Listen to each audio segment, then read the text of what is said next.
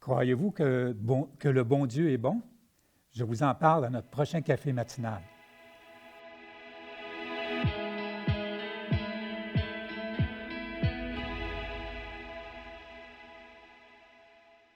Alors, bienvenue à ce café matinal.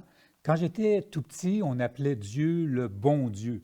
Bon Dieu dans le sens qu'il était le vrai Dieu, bon contrairement à faux. Et souvent l'expression dire par exemple que le bon Dieu est bon, même si ça peut sembler aujourd'hui comme un pléonasme, en fait, tout ce que cela nous disait, c'est que Dieu, le vrai Dieu, est un bon Dieu, un Dieu de bonté, un Dieu qui est très bon. Et même si dans le Nouveau Testament, le thème de la bonté est rare comparé, par exemple, à l'amour de Dieu, dans le Nouveau Testament, par contre, la bonté est omniprésente. Il y en a plein. Dieu est décrit comme un Dieu bon, un Dieu de bonté. On n'a qu'à lire les psaumes, par exemple. Le psaume 31 dit « Oh, combien est grande ta bonté, que tu tiens en réserve pour ceux qui te craignent. » Le psaume 73 « Oui, Dieu est bon pour ceux qui ont le cœur pur. » Psaume 100 « L'Éternel est bon, sa bonté dure à toujours. » Et les Lamentations, par exemple, on connaît ce texte, « Les bontés de l'Éternel ne sont pas épuisées ou elles n'ont pas de fin. » Alors, c'est omniprésent dans l'Ancien Testament, la bonté de Dieu, c'est tout partout. Dans le Nouveau Testament, on parle beaucoup de l'amour, de la grâce, mais la bonté de Dieu, on en parle beaucoup moins. On en parle, bien sûr. Par exemple, on nous dit que Jésus, dans Jean 10, qu'il est le bon berger. Et on décrit sa bonté par le fait qu'il connaît ses brebis par son nom, qu'il en prend soin. C'est pour ça qu'on dit qu'il est bon.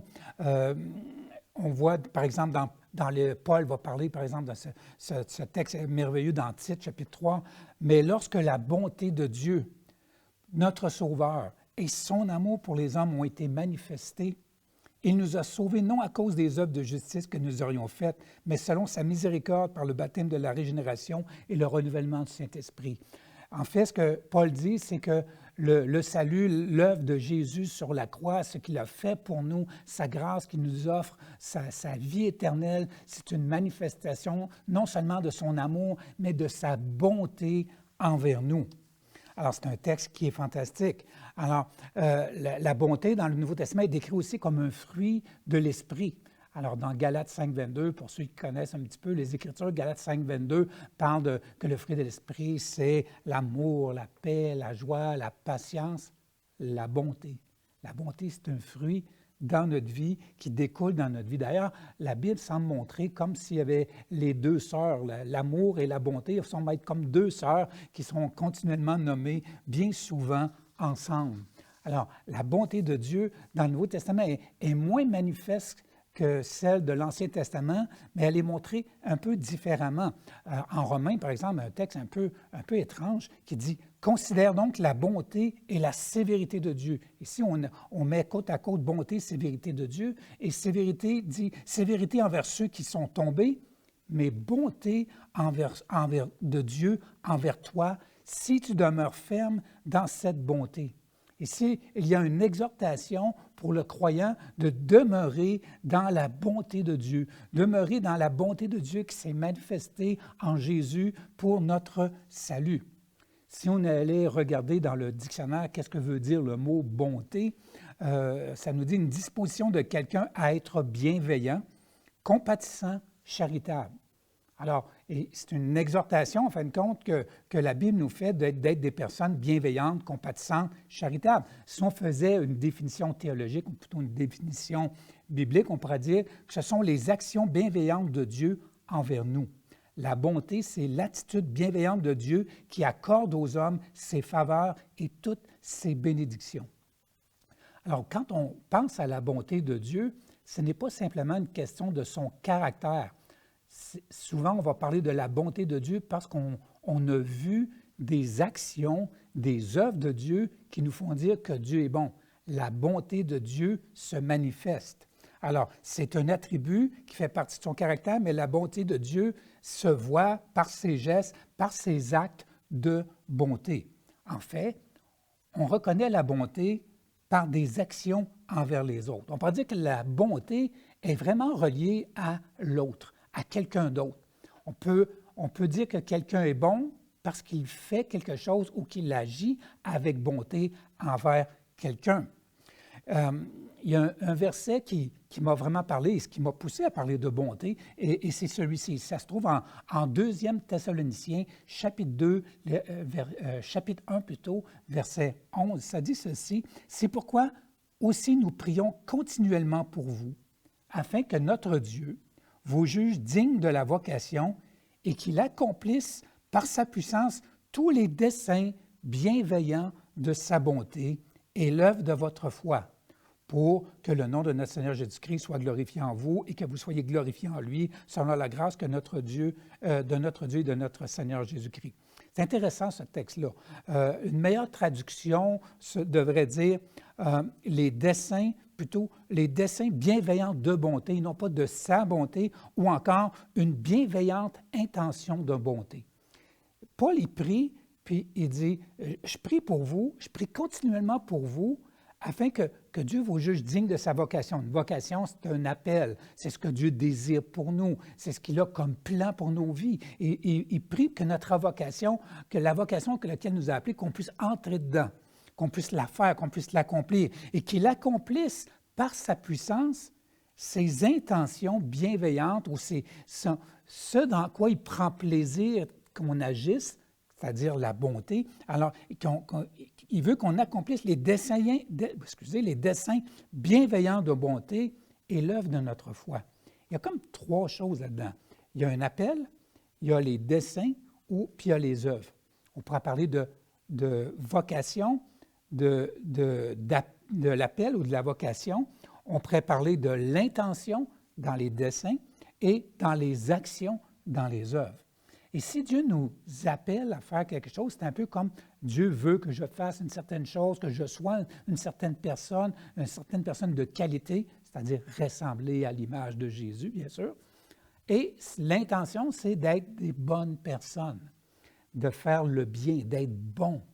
Maintenant, on peut avoir cette belle vision de ce que Dieu veut de nous, on peut avoir cette intention d'être des bonnes personnes, mais si on n'agit pas, bien, on manque quelque chose. Et c'est pour cela que Paul prie continuellement pour nous, pour que Dieu nous aide à être dignes de sa vocation et qu'on puisse accomplir par sa puissance les desseins bienveillants de bonté et l'œuvre de notre foi. Donc, c'est important de comprendre que Dieu désire qu'on agisse avec bonté parce que la bonté, quand elle est manifestée par nos vies en tant que chrétiens, c'est comme si Dieu agissait en bonté et que les gens peuvent voir par nous la bonté de Dieu. Alors, en fait, Paul prie pour que nous puissions vivre selon son appel, selon cette invitation de Dieu à le suivre, qui nous est donnée à chacun. Dieu veut qu'on accomplisse par sa puissance et non pas par notre capacité humaine de vivre dans cette bienveillante intention de bonté et qu'on accomplisse les œuvres de foi. Ce n'est pas une bonté qui vient de nous, c'est la bonté de Dieu. Et c'est pour ça qu'il dit « par sa puissance ». Par la puissance de Dieu, on peut manifester sa bonté. C'est pour ça que Paul dit dans Romains « ce qui est bon n'habite pas en moi ». C'est-à-dire dans ma chair, j'ai la volonté, mais je n'ai pas le pouvoir. Il avait l'intention, mais il n'était pas capable de la faire. Il avait besoin que Dieu lui donne sa force pour accomplir cette bienveillante intention de bonté. Paul reconnaît qu'en lui, il n'y a rien de bon, comme nous, mais on a besoin de Dieu parce que Dieu veut qu'on agisse en bonté, parce que quand on le fait, c'est une démonstration de qui Dieu est. Ce n'est pas suffisant d'être bien intentionné, d'avoir la bonne volonté, il faut agir en bonté. En fait, c'est ça les œuvres de la foi.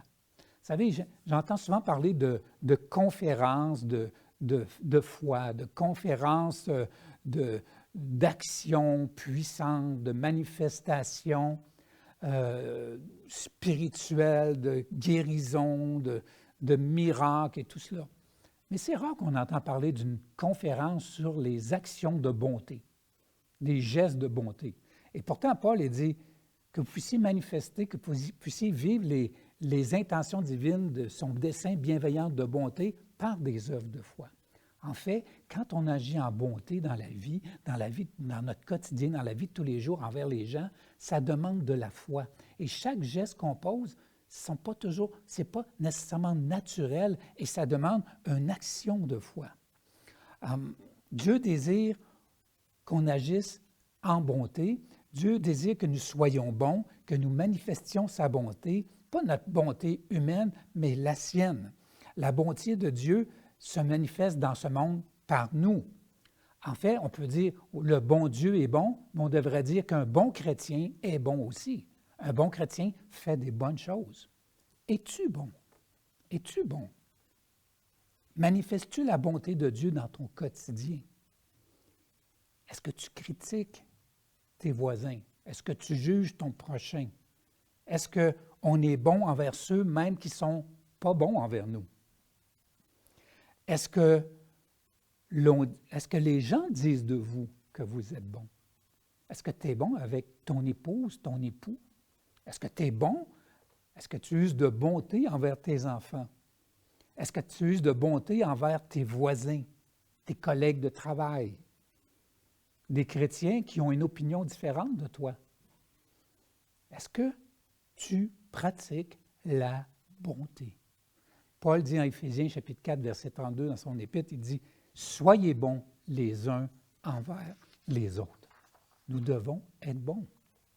Je parlais avec un homme dernièrement à l'église et il me racontait une chose qu'il avait vécue. Il disait que lui arrivait parfois qu'il croyait que Dieu lui parlait d'appeler son voisin puis lui demander s'il avait besoin d'aide. Son voisin est un monsieur un peu âgé qui vit seul et qui est un peu malade. Il disait, des fois, je suis chez nous, puis ça me dit, appelle ton voisin, demande-lui donc s'il a besoin d'aide. Et plusieurs fois, il a ressenti cette voix-là dans lui, mais il ne répondait pas. Mais il y a une bonne journée, il a décidé, je vais l'appeler, puis je vais lui demander s'il a besoin de quelque chose. Alors, il l'a fait, il a téléphoné, puis il dit « Bonjour, je suis ton voisin, je voulais juste savoir si tu avais besoin de quelque chose, je m'en vais à l'épicerie. » Et c'était pas vrai, il n'y allait pas, là, mais il s'est dit « Je vais lui dire ça, comme ça il se sentira pas mal. » Alors, il dit « Je vais à l'épicerie, si tu as besoin de quelque chose, je vais te l'amener. » Et là, le monsieur, un peu surpris, il était vraiment content. « Wow, t'es donc bien gentil, t'es donc bien bon. » Alors, il a dit, j'aurais besoin de telle chose. Et le monsieur est parti et est allé à l'épicerie, a acheté ces choses-là pour lui et est allé le porter. Et ça l'a vraiment touché cet homme. On a tous des occasions d'être bons. On a tous des occasions où on pourrait faire des œuvres de bonté, mais parfois, on pense à côté et c'est Dieu qui, lui, qui est un Dieu bon, qui aimerait se manifester, mais qu'à cause qu'on n'obéit pas ou qu'on ne fait pas ces gestes-là, Dieu n'est pas glorifié dans tout cela. La bonté de Dieu, c'est par nous et à travers nous qu'elle se manifeste. Faisons attention à la manière dont nous parlons, dont nous jetons des opinions sur les autres. Soyons bons les uns pour les autres. La bonté de Dieu, c'est une bénédiction pour ceux qui la reçoivent, mais c'est aussi une bénédiction pour ceux qui la donnent. Il y a une promesse dans les psaumes, et je termine, qui dit « Rassasie-nous chaque matin de ta bonté, et nous serons toute notre vie dans l'allégresse et dans la joie. » Dans la joie, le terme hébreu pourrait être traduit, nous aurons des cris de joie, vraiment une réjouissance qui est exubérante, et l'allégresse parle d'être heureux, de vivre des jours de bonheur. Alors, soyons bons et nous allons bénéficier nous-mêmes de bonheur parce qu'on exerce la bonté envers les autres. Soyons bons envers ceux qui ne le méritent pas. Vous savez, nous sommes dans une période de vie où les gens critiquent, les gens sont durs les uns envers les autres, envers le gouvernement, envers les autorités, envers toutes sortes de monde. Soyons bons. Nous sommes des enfants de Dieu, des bons chrétiens font des bonnes choses. Soyez plus que bénis.